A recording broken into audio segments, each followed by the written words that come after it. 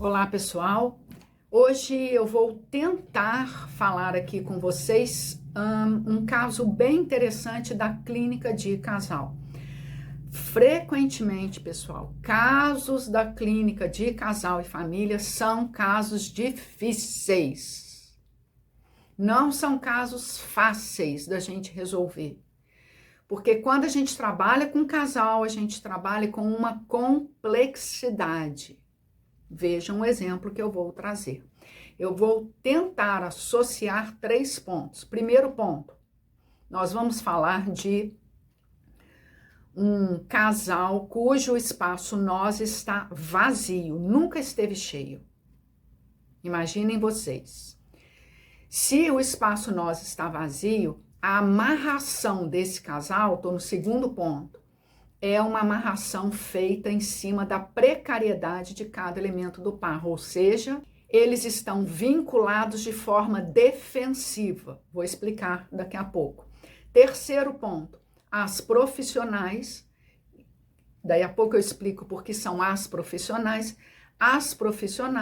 elas me questionam como ajudar o casal a se implicar um pouquinho na queixa que eles trazem para a psicoterapia. Para você que está chegando agora, seja muito bem-vindo. Meu nome é Denise Magalhães Faria, sou psicóloga, diretora do ITFMG. Nós temos um centro de formação para terapeutas de família e casal. Aqui você aprende online, as aulas são ao vivo, ficam gravadas, você pode optar por fazer estágio com supervisão. Quando você faz o estágio, você atende casais no formato online com uma parceira ou um parceiro. Normalmente, meu público-alvo são as mulheres. Então, nós temos 2 profissionais, frequentemente, para fazer o atendimento dos casais. Por isso que eu falei as profissionais, tá? Então, vamos voltar tentando amarrar o drama que eu trouxe para vocês. Primeiro ponto está associado ao segundo. Quando a gente fala que o espaço nós não está constituído, neste caso, não é sempre assim, esse casal, quando os elementos do par se conhecem e resolvem iniciar o processo conjugal, eles fazem a amarração, ou seja, eles constroem o laço a partir das precariedades individuais de cada um deles. O que são essas precariedades individuais? São as nossas dores, os nossos sofrimentos, as nossas dificuldades ou traumas vividos, presentes na nossa história. No entanto, enquanto adultos, a gente evita a resolução, o contato e a resolução daquela dor, daquele trauma. Evitar o contato e, naturalmente, evitar a resolução não significa que aquela dor ela vai deixar de existir na nossa vida. Ela existe. Pode ser que a gente não sinta dor, pode ser que a gente não se incomode, pode ser que a gente tenha esquecido, pode ser que a gente não saiba qual foi o nosso problema. E a gente vai seguindo a vida adulta apesar daquela dor. Interessante, né? Apesar, né? Com o peso daquela dor. A gente vai seguindo a vida adulta. Para que essa dor ela não incomode, a gente precisa construir uma amarração conjugal, porque a conjugalidade frequentemente vai chamar pelos pontos importantes da nossa história, porque é uma relação bem significativa. Então a gente precisa construir uma amarração conjugal de forma que as nossas questões individuais fiquem bem distantes, bem profundas, bem longe da nossa superfície, do nosso plano consciente. Esse casal, quando eles se conheceram, cada um traz dificuldades na sua história particular e eles fazem essa amarração ou esse laço conjugal de forma defensiva, ou seja, impedindo o contato de cada um deles com suas próprias dificuldades. Isso acontece de uma forma inconsciente. A gente não pensa para fazer essa amarração conjugal.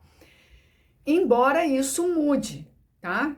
Você pode ter uma determinada amarração defensiva, que é o caso que eu estou trazendo, e depois de alguns anos da conjugalidade, um dos elementos do par, basta um, fazer uma conexão com aquele ponto dolorido e por motivos diversos querer, não sei se querer é a palavra mais adequada, mas eu vou manter, querer se apropriar de uma determinada dor e toda a estabilidade da conjugalidade ruim, se um deles quiser fazer esse contato. Então, é uma conjugalidade que ela só será sustentada enquanto cada elemento do par estiver distante da sua própria dor. Isso aí vocês podem anotar, isso é regra, tá? E aí, gente, acontece nesse caso, em vários casos, estou contando esse, o casal está na terapia, vamos falar aí aproximadamente 6 meses, que não é muito tempo, e as profissionais identificam esse elemento nós vazio, que eu acabei de falar, então não tem construção conjunta, eles coabitam a mesma casa, no entanto, cada um fala de si e há queixas um em relação ao outro. Frequentemente, não é sempre, mas na maioria das vezes, o casal esvaziado, o casal empobrecido, é um casal complementar. Então, o primeiro queixa do segundo e o segundo, coitado, busca fazer aquilo que o primeiro queixa, não vou nem falar solicita, queixa. E essa é a complementaridade, tá vendo? Enquanto eu jogo o anzol, o segundo se deixa fisgar. E o casal vai seguindo longa data nesse modus operandi, nesse padrão relacional. Esse padrão relacional sustenta cada elemento longe, distante das suas próprias dificuldades. Vou entrar no terceiro ponto, mas vou entrar devagar. O terceiro ponto é quando as profissionais, elas me fazem a seguinte questão: como ajudar o casal a se apropriar daquilo que eles falam? Porque, gente, queixa, para você fazer uma queixa e manter uma determinada queixa, e esse é outro ponto que vocês podem anotar, um casal que mantém uma queixa em relação um elemento ao outro, longa data, peraí, tem alguma coisa acontecendo. Para você manter uma determinada queixa a longa data, e eu estou falando aqui, neste caso, há mais de 15 anos, mas pode ser 3, tem uma questão em quem está anunciando a queixa. Tem uma questão no outro, mas o outro é o depositário. Então, vamos pensar em quem está anunciando a queixa. Para você manter uma determinada queixa, aquela queixa tem que ter uma função na dinâmica do casal. Para você estabelecer, a palavra que eu falei, né? É estabelecer, né? Você vive um cotidiano com uma pessoa estabelecendo uma queixa. Essa queixa tem uma função naquele jeito do casal viver. Essa função diz respeito ao segundo ponto, que é o distanciamento de cada um com suas questões dolorosas. Como ajudar o casal a crescer, já que esse é o objetivo do processo psicoterapêutico. O que nós profissionais temos nesse caso? Um casal defensivo. Então, estamos diante das defesas do casal. Portanto, a gente precisa trabalhar com as defesas, na defesa. Não adianta querer escavar e aprofundar ou fazer uma bela interpretação para o casal perceber o que eles estão queixando, ou que eles não estão vinculados, ou que eles não construíram um espaço nosso. Nada disso adianta. Enquanto profissionais, a gente precisa trabalhar no que eles oferecem. O que eles oferecem? Defesas. Eles oferecem um distanciamento, cada um, das suas próprias questões, e oferecem um laço. Laço não significa que eles estão casados, estão conjugados, significa que eles estão amarrados. O que o casal tem ciência e traz com frequência é a queixa. Então, o profissional vai trabalhar em cima daquela queixa. Não tem jeito de evitar a queixa, pois se é o único elemento que o casal oferece para o profissional. Deixa eu tentar trazer um exemplo de queixa para ficar mais claro para vocês. Beleza. A ausência de relacionamento sexual. Como é frequente essa queixa? Nós não transamos mais. É uma queixa. Agora, gente, como essa queixa é colocada na situação terapêutica? No exemplo que eu estou trazendo. Um queixa do outro. Às vezes eu procuro fulano de tal. Ou fulano de tal não me procura mais. Fulano de tal não romantiza a relação. Ou fulano de tal somente trabalha ou somente cuida dos filhos. Vocês estão vendo? Qualquer que seja a abertura, este fulano de tal está na narrativa do primeiro mais interessado em outras situações do que na relação sexual com o primeiro. O que eu estou querendo mostrar para vocês? A queixa do primeiro é uma queixa onde a própria pessoa não se implica. Porque se ela se implicar, ela ainda vai queixar, mas ela vai fazer aquela perguntinha, né? Qual é a minha participação nesta ausência da frequência sexual? Aí sim, o processo psicoterapêutico está andando. Não é o caso que eu estou trazendo para vocês. Estou trazendo um ponto anterior mais difícil, que é quando o casal está na superfície da queixa. O objetivo, portanto, das profissionais é ajudar o que queixa começar a se apropriar da fala, e o segundo, que frequentemente, como eu falei, é complementar, começar a entender como essa pessoa funciona frente ao material que é depositado nela. Como ela é complementar, ela, pessoa, ela vai responder